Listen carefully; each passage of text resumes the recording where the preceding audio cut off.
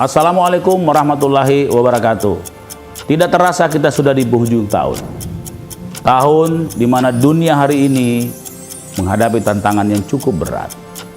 Akan tetapi seberat apapun tantangan itu, selama kita masih terus bersama-sama, bersatu, berjalan bersama, bekerja bersama, terus optimis, insya Allah Indonesia ke depan dan kita semua tetap akan meraih masa depan yang jauh lebih baik, jauh lebih maju, dan jauh lebih kuat.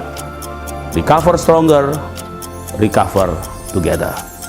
Selamat tahun baru 2023. Semoga Allah Subhanahu wa Ta'ala selalu melindungi dan memberikan keberkahan bagi kehidupan Indonesia ke depan yang jauh lebih baik.